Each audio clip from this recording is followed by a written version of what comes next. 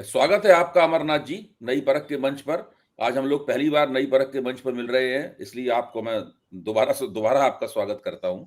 Thank you नई sir. परख के दर्शकों को बता दूँ, हालाँकि बताने की आवश्यकता नहीं है, हमारे दर्शक जानते हैं इस बात को कि श्री अमरनाथ तिवारी द हिंदू के साथ जुड़े हुए हैं, वरिष्ठ पत्रकार हैं, संवाददाता हैं और इस वक़्त बिहार के चुनाव में गहन दौरे कर रहे हैं ताकि ज़मीनी जो स्थिति है, उसकी जानकारी प्राप्त हो सके।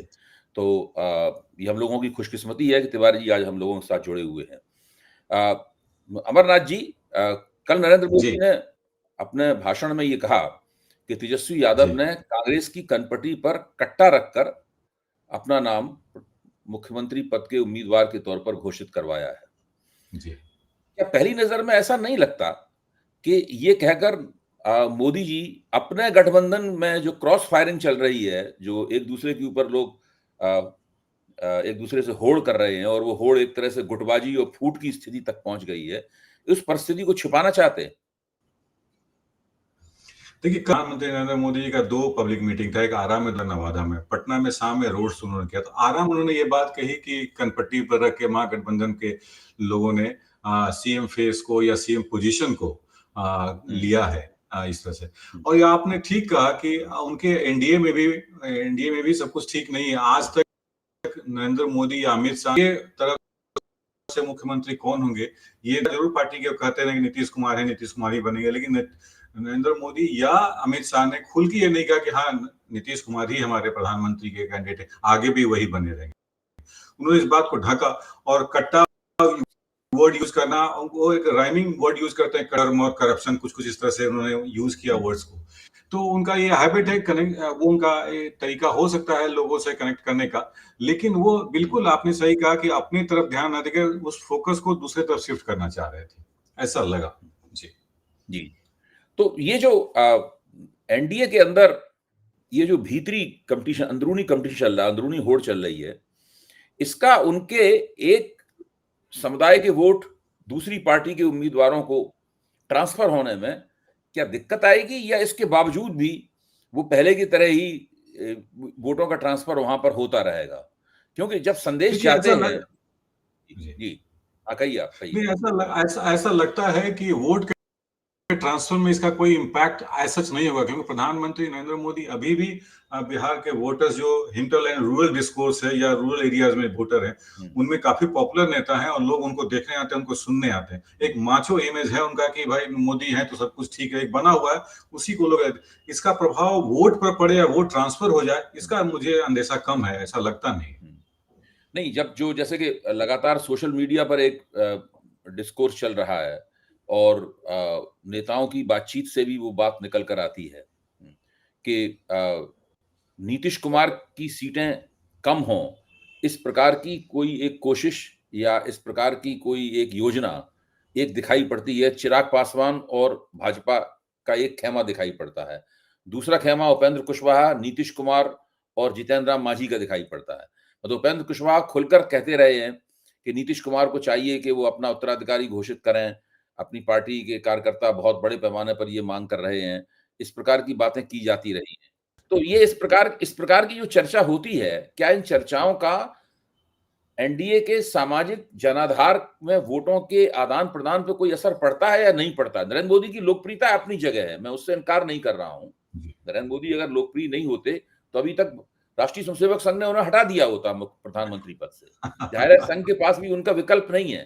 संघ के पास जी, ऐसा कोई नेता नहीं है जो नरेंद्र मोदी की जगह ले सके। तो मैं इस बिल्कुल। बात से आपसे सहमत हूँ, उनकी एक लोकप्रियता है, जी, रुकी हुई है, आजकल बढ़ जी, नहीं रही है, लेकिन है लोकप्रियता निश्चित रूप से, वो नंबर बिल्कुल, 1 नेता अभी भी हैं।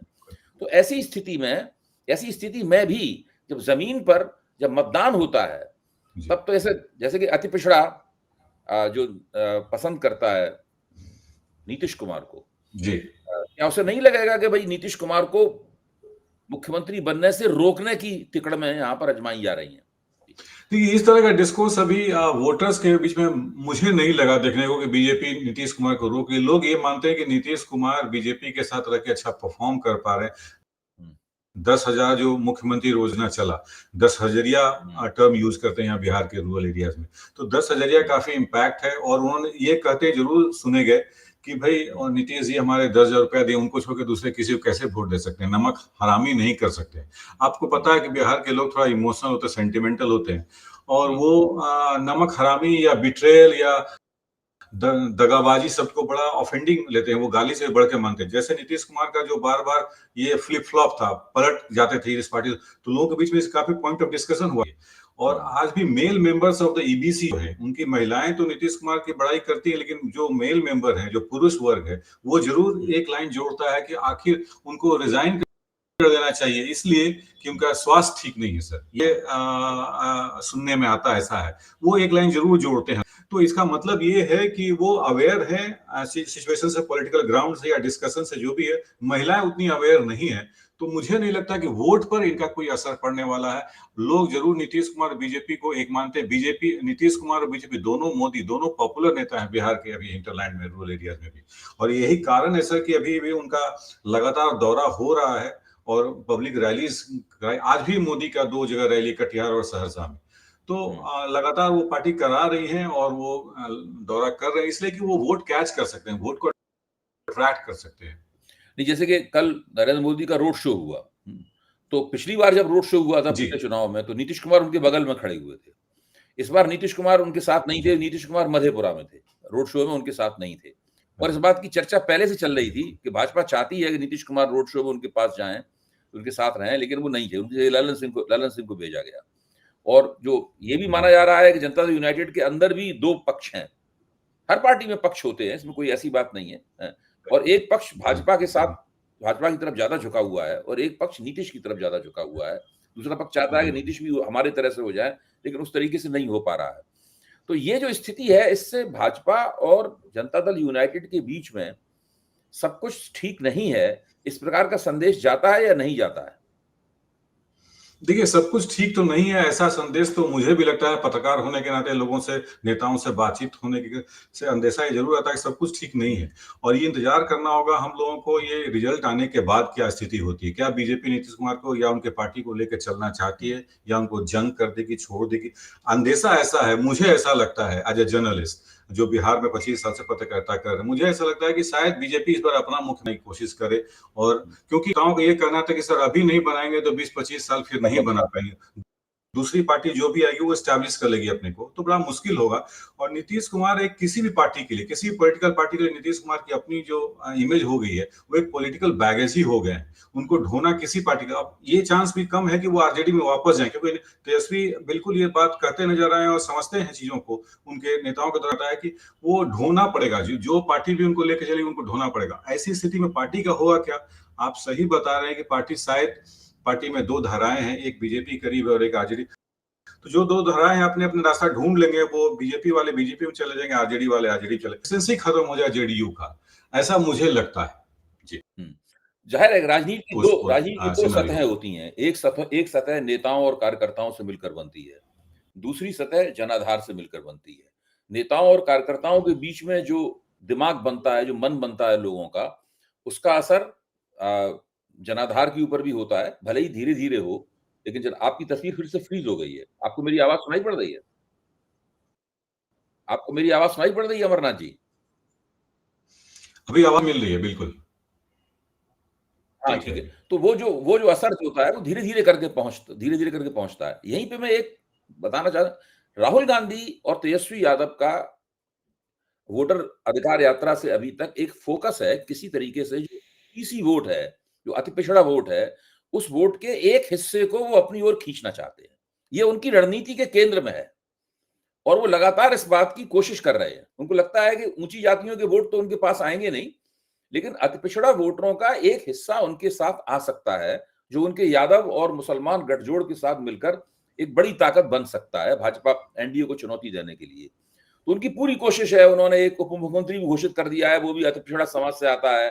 कल वो भर्रा गांव में, बेगूसराय निर्वाचन क्षेत्र में, तालाब में भी उनके साथ कूदे और इस तरह से एक पूरा का पूरा एक नजारा बना वहां पे। और वो एक सम्मेलन भी कर चुके हैं अति पिछड़ों को अपने साथ जोड़ने के लिए। तो क्या आपको लगता है कि अति पिछड़ा वोट ओपन एंडेड हो गया है, फ्लोटिंग है, और वो एनडीए से महागठबंधन की तरफ कम से कम उसका एक हिस्सा जा सकता है? देखिए भाई, यही रीजन है 36% वोट है ईबीसी का, जो लेटेस्ट सर्वे है, कास्ट सर्वे है बिहार का, उसके अनुसार 36% वोट। यही रीजन है कि बीजेपी ने कुमार को प्री पोल जो एक्सरसाइज है उसमें उनको करना चाहती है, साथ लेकर चलना चाहती है शायद पोल तक, ऐसा लगता है, क्योंकि ईबीसी अभी भी आइडेंटिफाई करती है जो एक समाज से फॉर डिफरेंट रीजन, वेलफेयर मेसन स्टेप्स जो भी उन्होंने लिया है आज तक उनके लिए।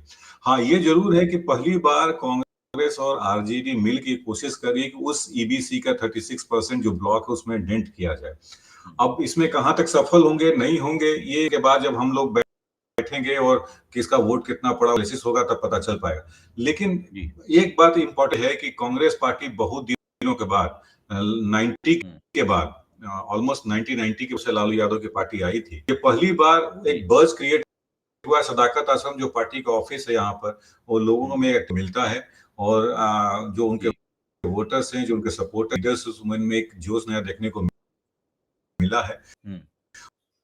और राहुल गांधी ने कम से कम अधिकार यात्रा से ये जरूर किया है कि एक बस क्रिएट कर पटना का, बिहार का जो सदाकत आश्रम है पार्टी ऑफिस, उसमें एक एक्टिविटी जा रही है जो पहले डेजर्टेड लुक होता था जिसका, तो ये और इसी का परिणाम है इस वोटर जो बज क्रिएट हुआ अमंग द कांग्रेसमैन और जो उनके नेता या सपोर्टर्स हैं लोकल उनमें, ताकि पार्टी वो आरजेडी पर, महागठबंधन पर असर्ट कर पाई नंबर ऑफ सीट कि हमको इतना सीट चाहिए, और डिले भी हुआ शायद उसमें, तो पार्टी एक असर्शन के पोजीशन में आई है। वोटर अधिकार यात्रा का एक अपना इम्पैक्ट है स्टेट में, बिहार में हुआ है। अब वोट में या सीट में कितना कन्वर्ट हो पाता है, ये पोस्ट पोल एनालिसिस हम लोग देख पाएंगे।